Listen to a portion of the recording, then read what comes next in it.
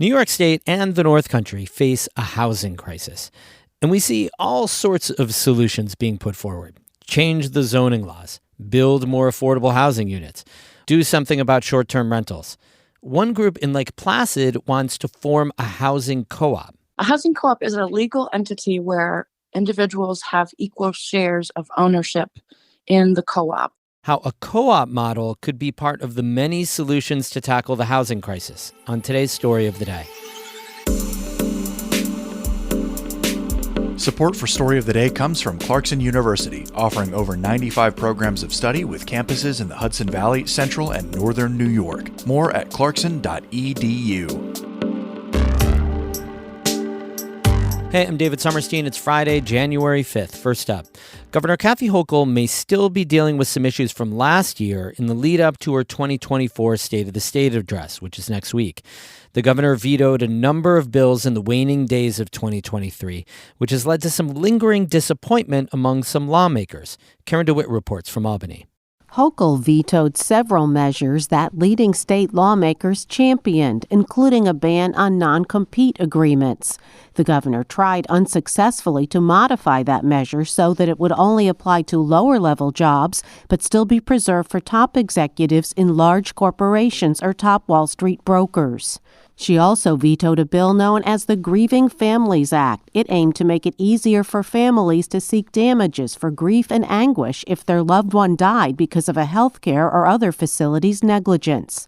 And, perhaps more importantly, for lawmakers up for re-election in 2024, Hochul vetoed a measure that would have changed public campaign finance laws to expand matching funds for large-scale donations. When advocates and some lawmakers complained, the governor's director of communications called some of the bill's extreme proposals that wouldn't be appropriate for the state. Hochul says in her defense, the legislature passed over 900 bills in 2023, and 500 of them were during the final week of session. And then at that point, there's no opportunity for negotiation or conversation or understanding the impact that it might have on an agency that now has to staff up 50 more people to accomplish this, and you didn't budget any money. That's usually what happens. She points out that she did end up signing some of the more controversial bills, including the Birds and the Bees Act. That law now bans an agricultural pesticide linked to honeybee die-off.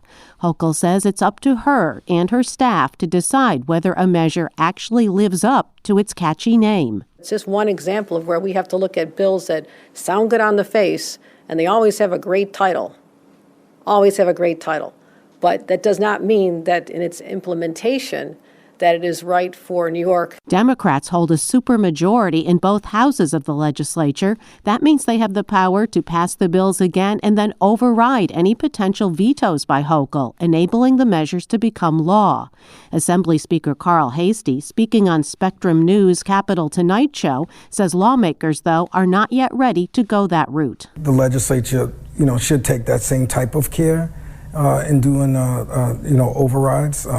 It's like, those laws are like nuclear options, and, you would hope never to have to get to that point. The governor says she hopes this year to begin collaborating earlier with senators and assembly members on controversial issues to avoid vetoes altogether. Let's start the budget earlier. Let's start the bills earlier. Talk to us during the session. And then we can have bills that we've worked on together by the end of June, and we can start signing them right away. Speaker Hastie pushed back on that. He says collaboration is a two-way street. In Albany, I'm Karen DeWitt. The hospital in Carthage in Lewis County will be taking on the management of some outpatient and acute care clinics in St. Lawrence County. Claxton Hepburn Medical Center patients will still go to their appointments in places like Ogdensburg, Hammond, and Waddington and get the same level of care. But Carthage will be taking over. Claxton Hepburn COO Brandon Boline says these management changes are behind the scenes. The only thing that's changing is we'll get some new signs up, and then the billing will have a Carthage logo on it instead of a Claxton logo. Boline says this is the first phase of a plan that looks to ensure Claxton Hepburn stays open in Ogdensburg. The hospital is dealing with $30 to $50 million of debt. It's in the process of getting a federal critical access designation, which would help its finances.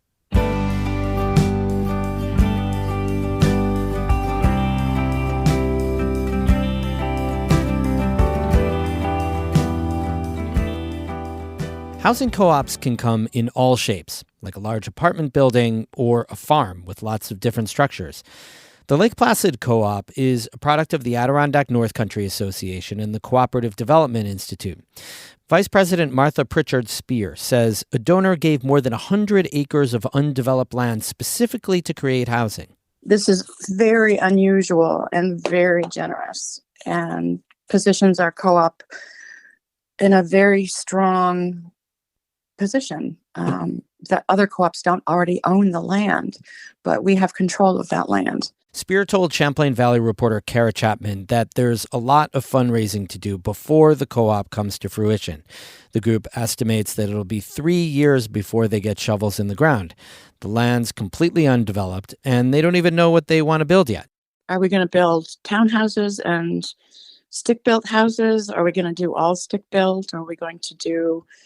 What are we going to do? We don't know yet. But you do have a meeting coming up. We do. We have a very important to us informational meeting on January 7th, which is a Sunday, in the late afternoon at the Lake Placid Beach House. The purpose of that is to find new people who want to get engaged with the project. Initially, when it started about a year and a half ago, there were, I'm going to guess, 50 people on the list who were engaged and interested. But over time, as the commitment has become clear, people have dropped off, or it's not for them, or they've moved away. The board now is comprised of 6 people, and that is not enough to make this project a reality. So on January 7th, we're opening it up to bring in a fresh group if possible.